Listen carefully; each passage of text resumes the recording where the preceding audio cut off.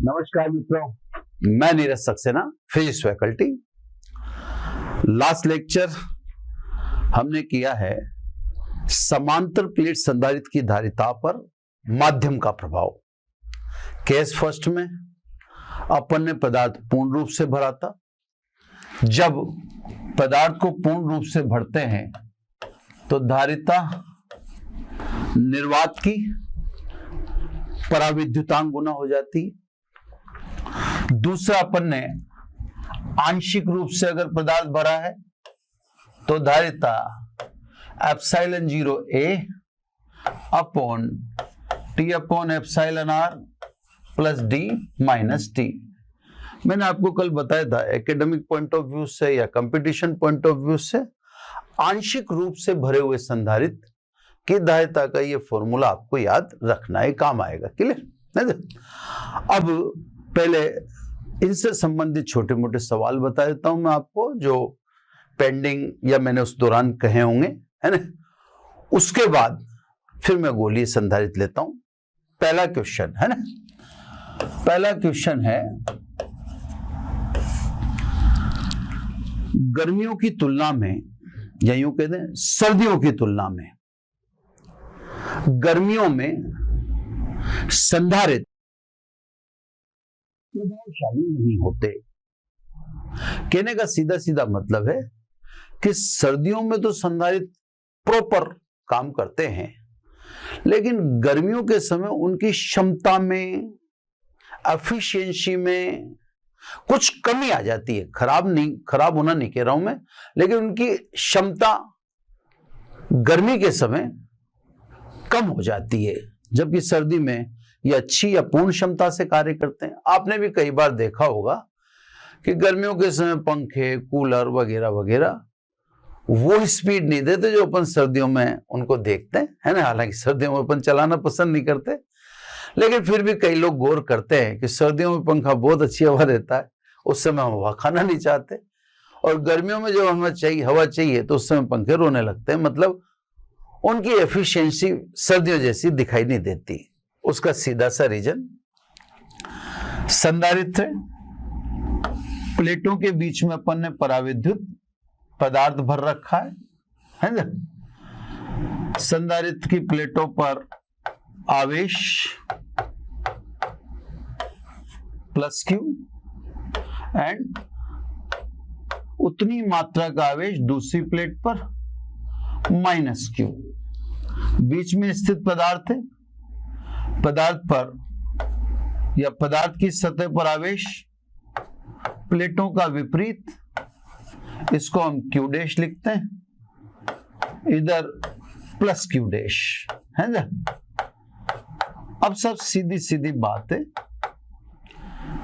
फिलहाल जो अपन देखते हैं अणुओं के द्विध्रुव आघूर्ण को, तो अणुओं का द्विध्रुव आघूर्ण, ये सरफेस माइनस है, ये प्लस है। अणुओं का द्विध्रुव आघूर्ण प्लेटों के बीच रखने पर आरोपित विद्युत क्षेत्र की दिशा में हो जाता है। संधारित्र का आरोपित विद्युत क्षेत्र E0 से बता रखा है अपन ने, है ना।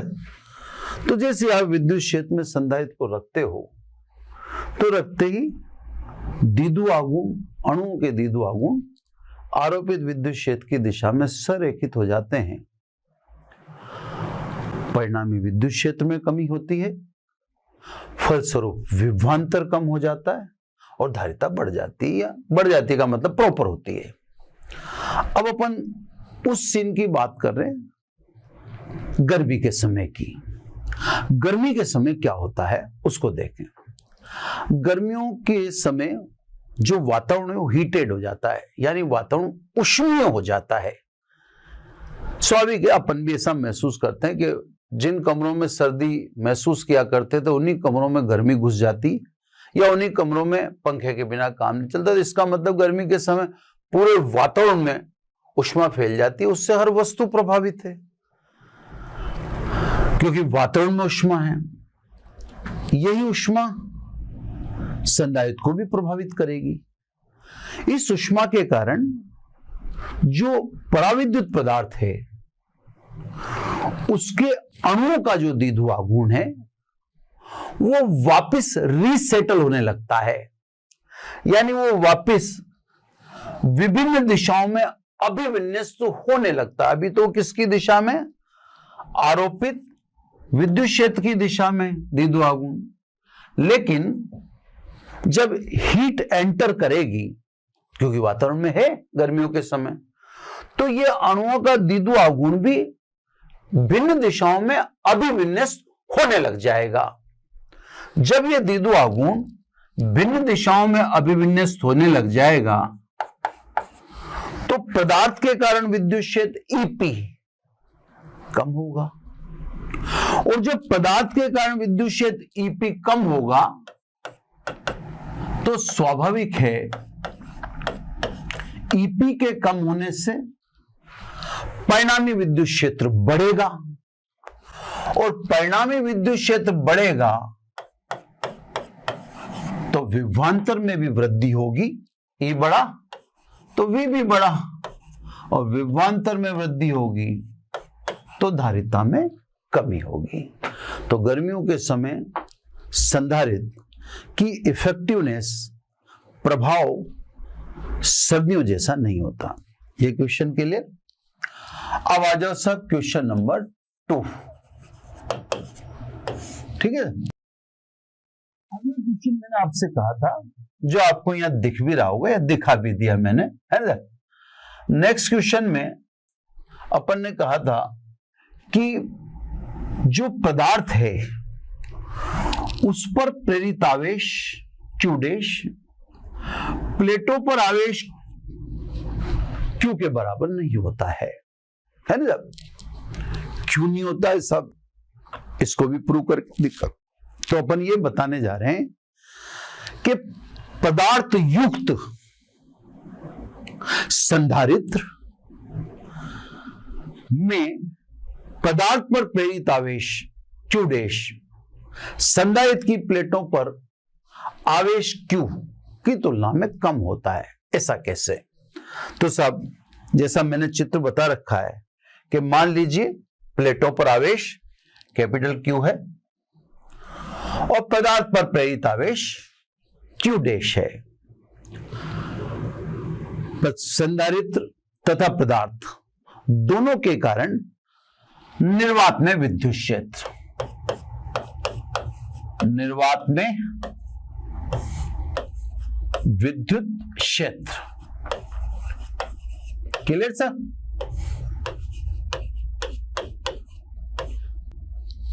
किस किस के कारण? संधारित्र के कारण। तो पहले आ जाओ संधारित्र के कारण। संधारित्र के कारण को क्या लिखा था मैंने? A0। तो संधारित्र के कारण निर्वात में विद्युत क्षेत्र सिग्मा अपॉन एप्सिलॉन 0। सिग्मा का मतलब Q upon A, epsilon 0 AGT। ठीक है साहब। पदार्थ पर प्रेरित आवेश Q डैश है, उसके कारण विद्युत क्षेत्र को क्या कहा था अपन ने? EP। तो पदार्थ के कारण, यहां ध्यान से सुनेंगे आप, निर्वात में विद्युत क्षेत्र है जब दोनों के कारण ही निर्वात में विद्युत क्षेत्र निकाल रहा हूं। संधारित्र की प्लेटों पर उपस्थित आवेश के कारण निर्वात में विद्युत क्षेत्र, और पराविद्युत पदार्थ के कारण निर्वात में विद्युत क्षेत्र। ठीक है साहब। पदार्थ पर आवेश Q डैश है, तो इसको ऐसे लिख दिया अपन ने। ये तो हो गया साहब दोनों के कारण निर्वात में विद्युत क्षेत्र। ठीक है साहब। अब देखो, अतः पदार्थ युक्त संधारित्र में परिणामी विद्युत क्षेत्र, परिणामी विद्युत क्षेत्र पदार्थ युक्त पदार्थ में कह रहे हो आप, तो E is equal to E0 minus EP। इसको A के कह दो, क्योंकि पदार्थ युक्त संधारित्र कह रहे हैं अपन। तो पदार्थ युक्त संधारित्र में परिणामी विद्युत क्षेत्र यहां से भी देख सकते हो, E0 इस दिशा में और EP इस दिशा में, दोनों अपोजिट है। तो पदार्थ युक्त संधारित्र में परिणामी विद्युत क्षेत्र इन दोनों के अंतर के बराबर, जो किसमें, माध्यम की उपस्थिति में। अब साहब माध्यम की उपस्थिति में विद्युत क्षेत्र बताओ, Q upon epsilon R epsilon 0 A। ये मैंने आपको कल के लेक्चर में भी क्लियर कर दिया था, ये कुछ समय तक आपको याद भी रखने पड़ेंगे। E0 ये अपन ने बता दिया Q upon epsilon 0 A minus EP Q dash epsilon 0 A। Epsilon 0 A तो थोरोली कॉमन आ गया, यहां बचता है Q अपॉन एप्सिलॉन R, यहां Q माइनस Q डैश। हमें Q डैश पूछा गया तो Q डैश को आइसोलेट कर लो, ये Q डैश शिफ्ट कर दिया इधर, तो क्या बचा इधर Q minus Q upon epsilon R, यानी प्लेटों के मध्य रखे गए पदार्थ की सतह पर प्रेरित आवेश, जो अपन से क्वेश्चन में पूछा गया था वो ये है। अब ध्यान से समझो, क्योंकि एप्सिलॉन आर ग्रेटर देन 1, आप पदार्थ युक्त की बात कर रहे हो, तो वायु का परावैद्युतांक 1 होता है, बाकी किसी का परावैद्युत, वायु और निर्वात के अलावा बाकी किसी का परावैद्युतांक 1 नहीं होता। तो अन्य के लिए तो परावैद्युतांक का मान सदैव 1 से अधिक होगा, और जब ये सदैव 1 से अधिक होगा तो स्वाभाविक है तो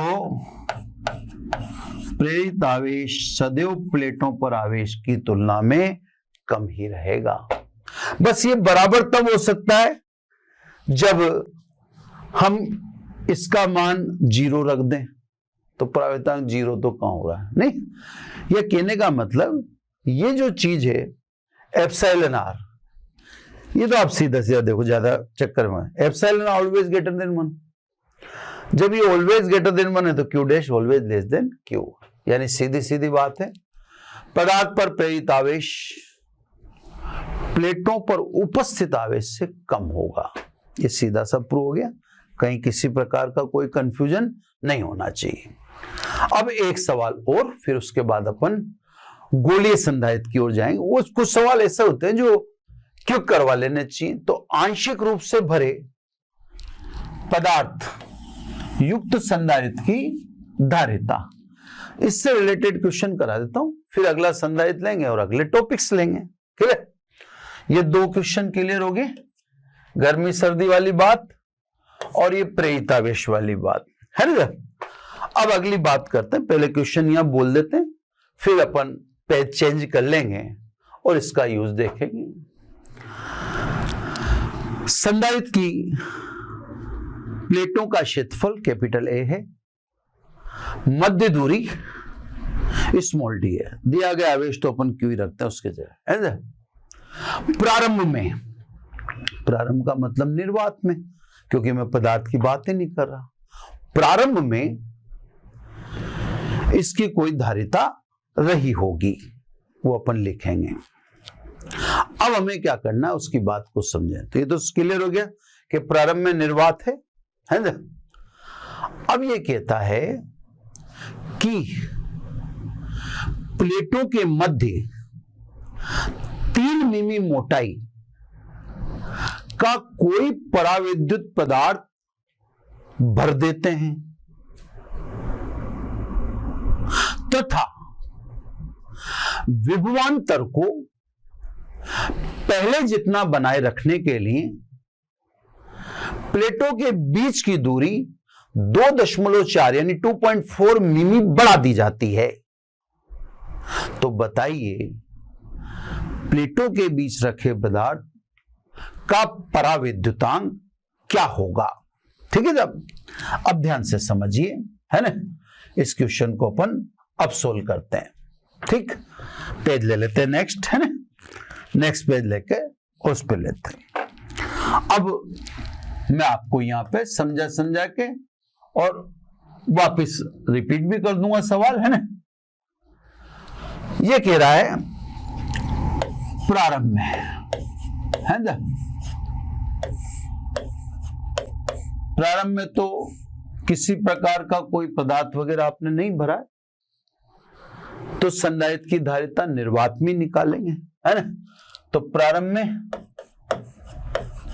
निर्वात में संधारित्र की धारिता, है ना। पदार्थ तो बाद में भरा जाता है। धारिता इसको C1 लिख देता हूं मैं। संधारित्र की धारिता आपने निर्वात में समांतर प्लेट संधारित्र की धारिता एप्सिलॉन 0 A/d लिख रखी है। फॉर्मूला है, सीधी सीधी बात है। प्लेटों का क्षेत्रफल A है और उनके बीच की दूरी D है। अब सब आप 3 मिमी मोटाई का पदार्थ प्लेटों के बीच भरते हो, भर दिए सब। अब एक बार के लिए मान लीजिए, एक बार के लिए कि सब प्लेटों के बीच की दूरी मान लो 3 मिमी रही हो, तो जैसे आपने 3 मिमी मोटाई का पराविद्युत पदार्थ भरा, तो संधारित्र तो पूर्ण रूप से भर गया एक बार के लिए तो। लेकिन ये यूं कहता है कि 3 मिमी मोटाई के पदार्थ को प्लेटों के बीच भरने पर विभवांतर को पहले जितना बनाए रखने के लिए प्लेटों के बीच दूरी 2.4 मिमी बढ़ा दी। अगर मान लो पदार्थ फुल भी भर गया था तो रखने के बाद दूरी कितनी बढ़ा दी? 2.4 मिमी। तो इसका मतलब जो नेक्स्ट ये बोल रहा है उसमें पदार्थ आंशिक रूप से भरा है, पूर्ण रूप से नहीं है ना। तो सब अब अपन देखें तो अब प्लेटों के मध्य दूरी है ना कितनी? D तो पहले थी, अब आपने कितनी और बढ़ा दी? 2.4 मिमी बढ़ा दी। तो अब सेकंड सिचुएशन में जो हम बात करने जा रहे हैं, पदार्थ युक्त संधारित्र थे, पहले दूरी D थी, अब D प्लस कितनी होगी? 2.4। ठीक है साहब, दूरी इतनी बढ़ा दी, तो पहले D मान रखी थी, अब D प्लस 2.4। पदार्थ यहां पर आंशिक रूप से भरा क्योंकि पदार्थ रखने के बाद आपने दूरी बढ़ाई है ना। क्योंकि पदार्थ आंशिक रूप से भरा है, आंशिक रूप से भरा है, इसलिए संधारित्र की धारिता। आप समझ गए बात को, है ना। इसको मैं लिख देता हूं C2। अब आंशिक रूप से भरा है epsilon 0 A, formula T/εr, T तो हमारे पास है ही सही, है ना, प्लस D की जगह क्या लिखना पड़ेगा?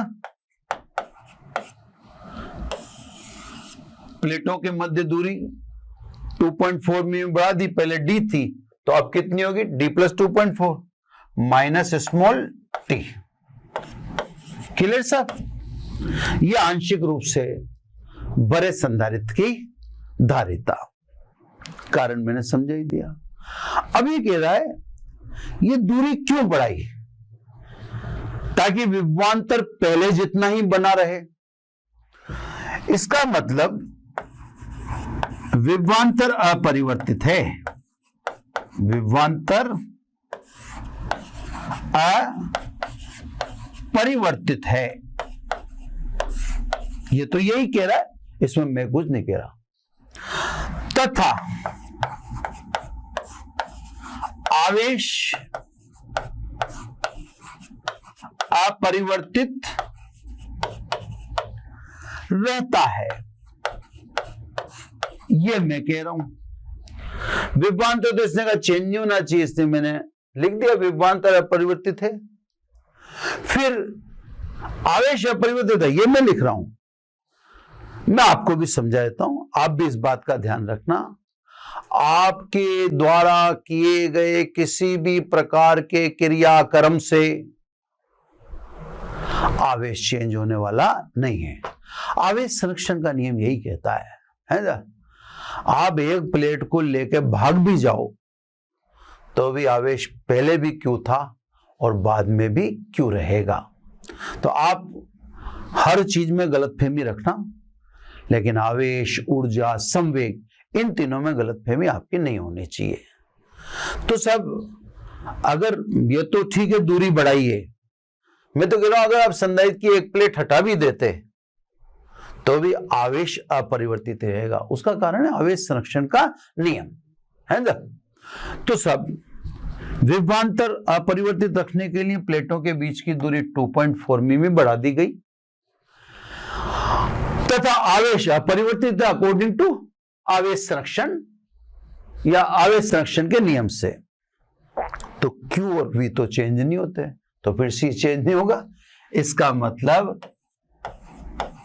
C2 बराबर C1।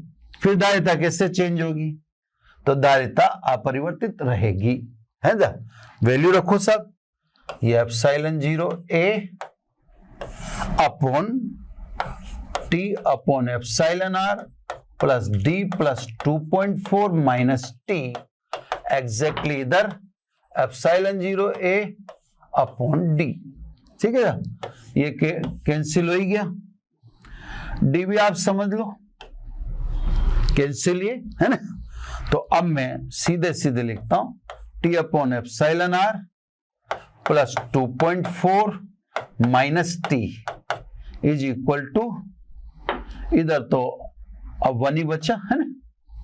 क्योंकि एक मिनट, सॉरी, वो तो 0 रहा ना, क्योंकि D कटा नहीं है ना? D कटा नहीं है बल्कि लेस हुआ। जैसे ये बचता तो D उधर भेजते तो लेस ही हुआ, ये 0। ठीक है सर, क्लियर हो ना?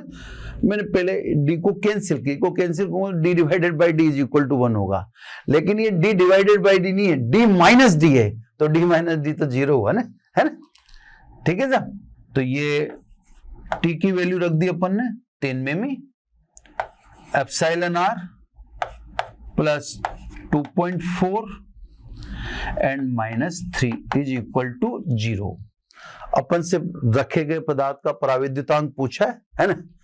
यानी 3 अपॉन एप्सिलॉन R, और ये माइनस का 0.6 होगा, मैंने उधर शिफ्ट कर दिया तो ये उधर जाके प्लस का 0.6 हो गया, यानी epsilon R is equal to 3 upon 0.6, यानी सीधा 30 अपॉन 6। तो रखे गए पदार्थ का पराविद्युतांक कितना हो? 5, है ना? तो साहब ये आंशिक रूप से भरे संधारित्र की धारिता का था, जो हाथों हाथ एक सवाल ले लिया अपन ने, आगे फिर देखेंगे अपन, लेकिन फिलहाल वो उसको इमीडिएट लेना था। प्रेरित आवेश का बताई दिया, पदार्थ पर प्रेरित आवेश, है ना? ये पदार्थ पर प्रेरित आवेश का करवा दिया है, ये सारा डिटेल आ गया। अब अपन अगला संधारित्र जो है वो पढ़ते हैं। अब अगला संधारित्र गोलीय या गोलाकार संधारित्र है, वहां भी अपना मुख्य काम धारिता निकालने का रहेगा, है ना? फिर उससे रिलेटेड क्वेश्चन करेंगे।